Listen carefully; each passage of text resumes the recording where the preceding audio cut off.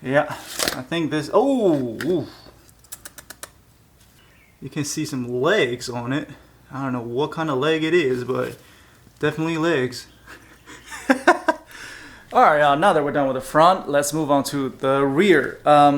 Also, I changed the mic. I hope the quality is better than the old one. But anyway, for the rear, all you need is a 18mm, either a socket ratchet or a wrench, and then a 13mm, either a socket and a ratchet or a wrench for the shock mount. That's it. Let's get to it.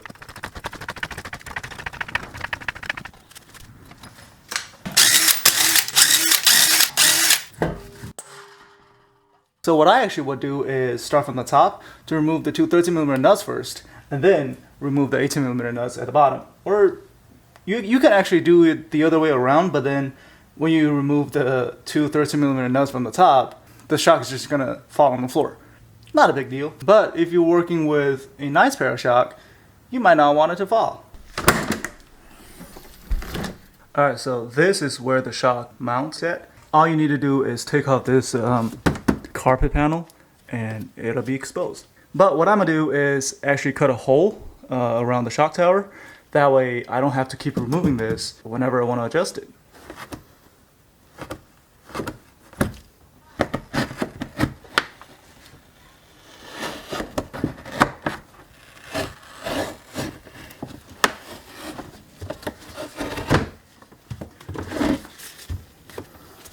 Alright, now I cut the piece off. The two nuts are exposed.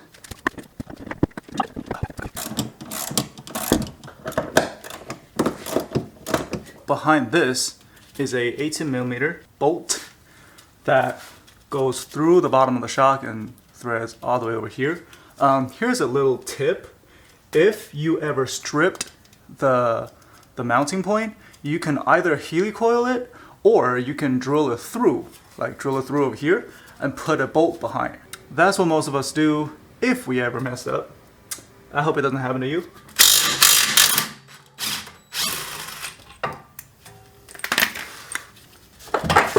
There you go. Ta-da! Look how nasty it is. Yeah, I think this, oh! Ooh. I think, yeah, this is how a 29-year-old shock looks like. You can see some legs on it. I don't know what kind of leg it is, but definitely legs. Alright, I think this might work. Yeah, we shall see.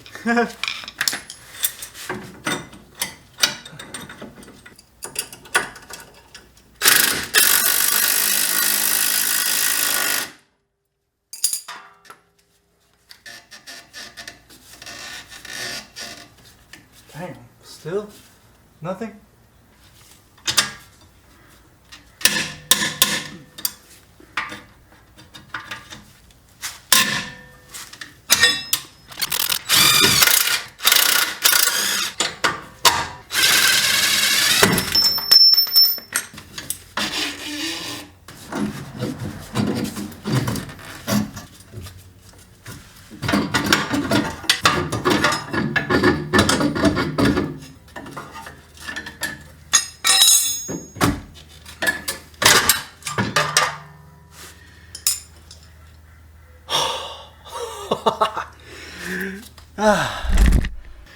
Alright, this is much tougher than I expected. I don't know if you really need this, but this is what I used. And now let's put the new spring on and the new shock. Well, not new, but you know, relatively.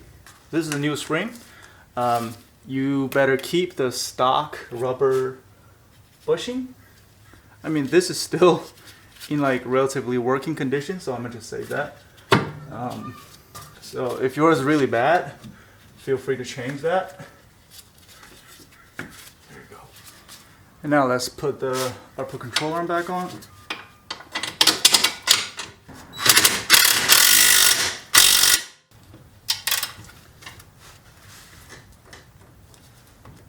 Yes. Now let's get our shock. Same thing. This one came from the blue car. It's just a basic BC coilovers off the shelf. Alright, so for this step, grab the jack. It's over here. You can't see, but it's here. jack it up from where the lower control arm at, and then just keep adjusting the spring while jacking it up so it sits right. There you go, like that. And now you put the shock up, jack it up a little bit until you can hand tighten the bolt into the mounting hole.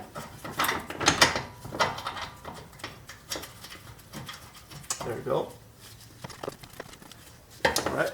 Then go from the top, tighten up the two 13mm nuts. And now we can say goodbye to the jack, torque it to 57 foot-pounds.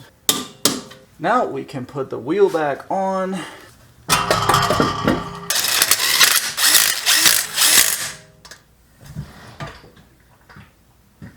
Alright y'all, that's it for today's video. Thank you so much for watching. Mind you, these coilovers were pre-adjusted for the blue car, and the ride height, the stiffness and all that. When you get your coilovers, depends on the company, depends on the brand.